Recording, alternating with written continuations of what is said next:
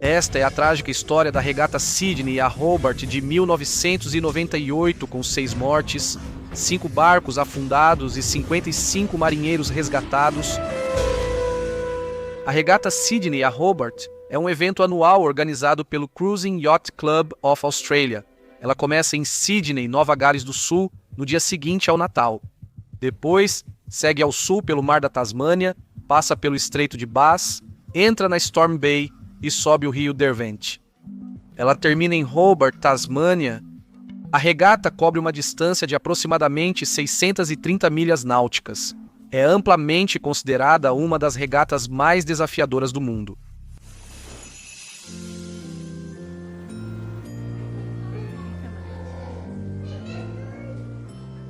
Em dezembro de 1998, Gary Shipper, um policial de Vitória, passa o dia de Natal com sua esposa Jen e seus 2 filhos, Clinton e Justin. Eles abrem presentes sob a árvore de Natal e almoçam com a família dele. No dia seguinte, as comemorações acabam. Os meninos se despedem do pai e lhe desejam sorte. Eles são jovens demais para compreender para onde o pai vai ou os perigos que pode enfrentar. Mas eles conseguem sentir o clima pesado vindo dos pais e da família. Agora Gary precisa deixar essas comemorações de lado e focar na regata. Marinheiros se reúnem para a reunião final de instruções no Cruising Yacht Club of Australia, em Sydney. Marinheiros são alertados sobre um sistema de baixa pressão, se formando ao largo da costa leste. À 1 da tarde, no porto de Sydney, o tiro de largada é disparado e 115 iates partem rumo ao leste, saindo do porto de Sydney em direção ao Mar da Tasmânia. Eu roubei o veleiro do meu filho para mostrar como funcionam os pontos de vela. O vento está vindo de oeste e sudoeste e enchendo as velas pela alheta de estibordo. Está empurrando os iates para frente, vindo de trás e um pouco para a direita deles. Eles soltam as velas para pegar o vento. Quando o vento vem de popa ou de trás, é um ponto de vela bastante confortável. Um ponto de vela é a direção do iate em relação à direção do vento. O motivo pelo qual um vento de popa é confortável é porque o iate fica plano, nivelado com a água. E como o iate está indo na mesma direção do vento, você não sente nem ouve o vento soprando no seu rosto. Em 1998, Larry Ellison é o diretor de tecnologia e acionista majoritário da Oracle. Aos 25 anos, ele comprou seu primeiro iate e desde então competiu em quase todos os principais eventos de vela do mundo. Nos anos 90, Ellison venceu 5 campeonatos mundiais maxi a bordo de seu iate de 78 pés, Sayonara. Agora, Ellison navega com o Sayonara saindo de Sydney e vira a estibordo para seguir para o sul pela costa, atravessando o Mar da Tasmânia em direção ao Estreito de Bass. Ao virarem para o sul, o ponto de vela muda. O vento vem quase diretamente do oeste. Ele atinge o iate de través, o que significa que está vindo quase diretamente do lado do iate, nem da frente, nem de trás. Ellison ajusta a vela para um ângulo de cerca de 45 graus em relação à direção do barco. Apesar do vento vir do lado, esse é na verdade o ponto de vela mais rápido.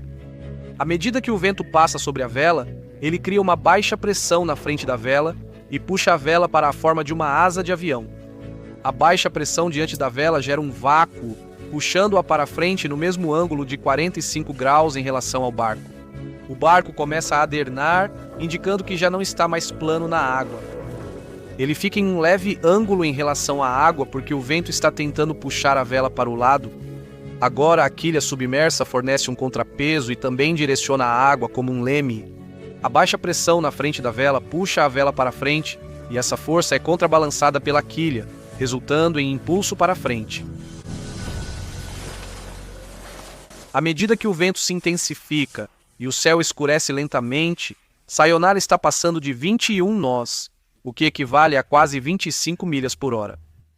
A maioria dos iates de vela recreativos navega a cerca de 5 nós. A tempestade de baixa pressão está se formando, para a qual eles se prepararam.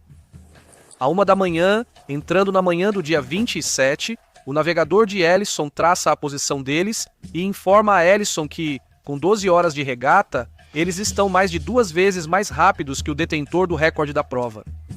Ellison responde: "Não era para irmos tão rápido assim."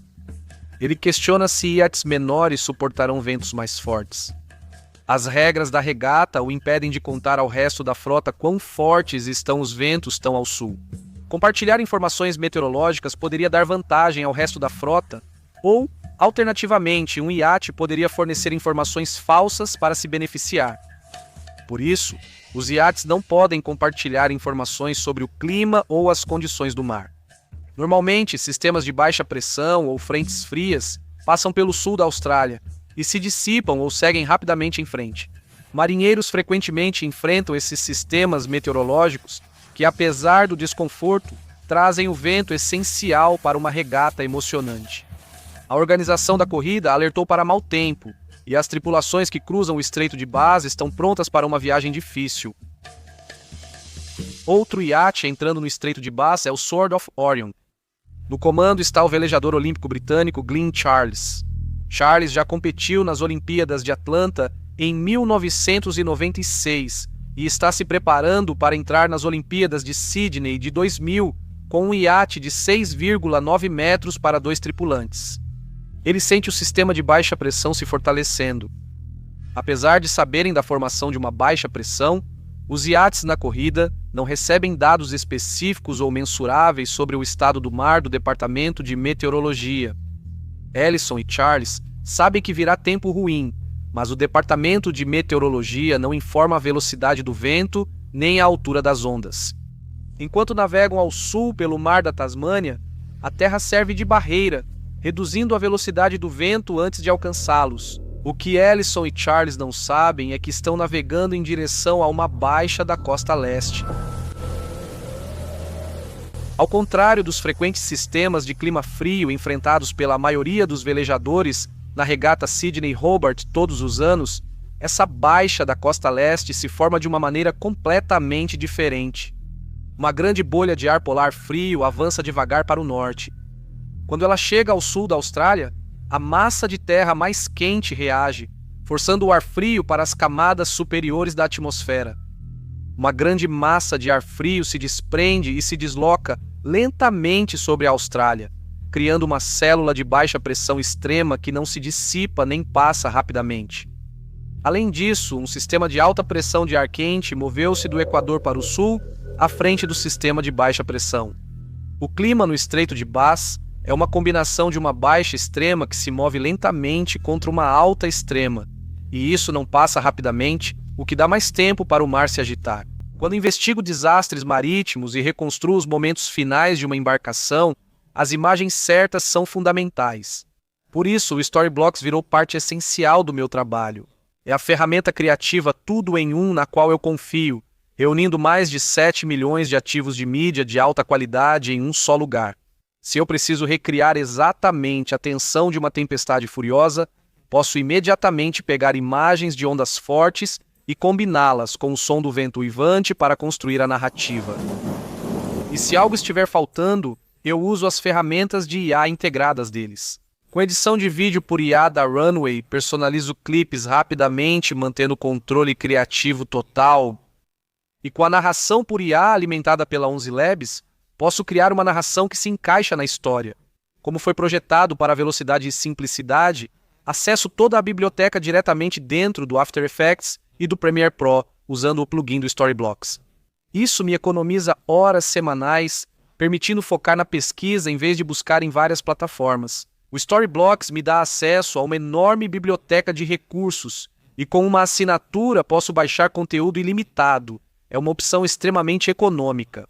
Para começar a contar histórias melhores, acesse o link na descrição ou escaneie o código QR. Aproveite 15% de desconto em qualquer plano anual antes que a oferta acabe, então confira agora. Estou ansioso para ver suas criações e desejo sucesso. A corrente de superfície corre de oeste para leste ao longo da costa sul da Austrália, acompanhando ventos e ondas que se deslocam para nordeste. Ráfagas de vento ao redor do promontório de Wilson chegam a velocidades de 90 nós, com ondas estimadas em 30 metros de altura. A frota de 115 iates começa a se dividir em 3 grandes grupos. Os líderes começam a entrar no Estreito de Bass nas primeiras horas do dia 27. O vento que sopra pelo estreito não é interrompido por nenhuma massa de terra. À medida que os líderes entram no estreito, eles deixam a proteção da terra e o vento aumenta de 30 para 40 até 60 nós em questão de minutos. As ondas e o vento batem nos iates de lado, fazendo com que eles rolem pela face das ondas enquanto o vento os derruba. O vento e as ondas no estreito de Bass vêm ambos da mesma direção. Os iates já estão adernando com vento de través. Agora eles também estão rolando perigosamente pela face das ondas. O iate Sword of Orion está no estreito de Bass com Glyn Charles no leme. Os ventos estão chegando a 80, 90 nós. O iate já foi derrubado mais de uma vez. Glyn sabe que precisam avisar o resto da frota. Fazer uma chamada de rádio implica desclassificação, mesmo que sobrevivam. A namorada dele, Annie, também é marinheira. Ela faria a ligação? Glyn pensa na mãe e na irmã na Inglaterra. Um marinheiro deve saber lidar com qualquer coisa que o oceano lhe imponha. Se eles fizerem uma chamada de rádio, estão aceitando a derrota. Para fazer essa chamada e avisar o resto da frota, no melhor dos casos, você enfrenta a vergonha de desistir. E no pior dos casos, você tem que aceitar a sua própria mortalidade. E você ainda tem que atravessar isso sabendo que já desistiu.